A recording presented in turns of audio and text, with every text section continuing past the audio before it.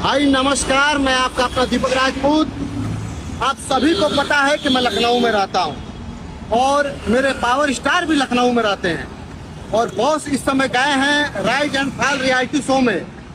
तो भैया बिहार में डंका बजाइए, झारखंड में डंका बजाइए, तो भैया बॉस तो लखनऊ में रहते हैं, तो लखनऊ में क्यों नहीं डंका बजेगा।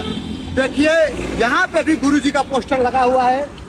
दीपक राजपुर पावर स्टार पवन सिंह को तारीफ करते हुए है। तो दोस्तों मैं क्या ही बताऊं, लखनऊ में एक पावर स्टार पवन सिंह जैसे बिहार में इतना फैंस लोग हैं, वैसे लखनऊ में पावर स्टार पवन सिंह रहते हैं। तो जहां देखो पावर स्टार पवन सिंह का कुछ में कुछ हो रहा है। तो दोस्तों मैं क्या ही बता दूं, पावर स्टार पवन सिंह का एक हाईवे में लखनऊ में एक पोस्टर लगा हुआ। वैसे मैं दिखा दूं, अपने इलाहाबाद की बात कर रहा हूँ। इलाहाबाद में गोरखपुर में एक पोस्टर लगा हुआ।